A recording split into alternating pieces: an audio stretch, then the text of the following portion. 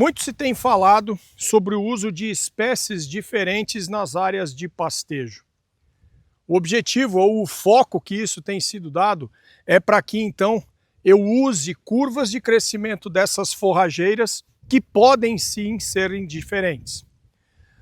O problema só é que, como o hábito de crescimento dessas plantas ele é muito distinto, quando elas são muito diferentes entre si, você pode ter agora uma formação de áreas de reboleira e áreas de pasto muito desuniforme. Os animais podem preterir uma planta em detrimento à outra. E isso pode fazer com que essa desuniformidade na sua área seja cada vez mais exacerbada. Plantas de crescimento mais eretas, elas tendem a colocar as folhas mais na porção superior e a densidade forrageira ela é completamente diferente de plantas que têm um hábito de crescimento mais prostrado. A relação entre haste e folha dessas plantas é muito diferente. Essa desuniformidade pode te levar a uma condição de ter que roçar esses pastos.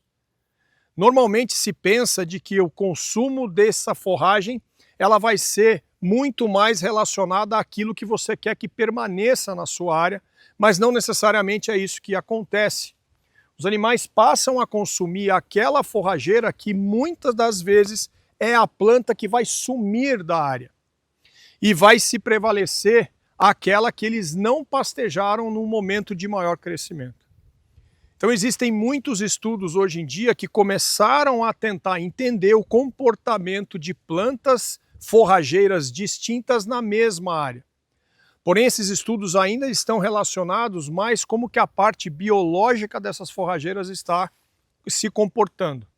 É claro que existem muitas coisas que possam evoluir com relação a isso. Um paralelo a esse tipo de objetivo são os campos nativos, por exemplo, da porção sul do país. Porém, existe uma diferença muito grande, porque nesses campos você às vezes passa a ter mais de 50 espécies de plantas forrageiras por metro quadrado. E isso acontece porque essas forrageiras elas têm ondas de produção distintas. Plantas de primavera, verão, outono e inverno. E é por isso que elas convivem melhor.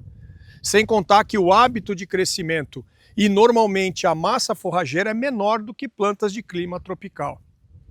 Então existe muito caminho ainda a ser percorrido e a tendência é de que você usar plantas de espécie com hábitos muito parecidos possa ser um caminho mais apropriado para usar mais espécies na mesma área.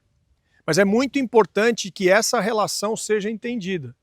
E o outro componente que deve ser adicionado é a capacidade de suporte relacionada à pressão de pastejo. Quanto menor a capacidade de seletividade dos animais, existe a chance de manutenção de um equilíbrio maior entre as plantas.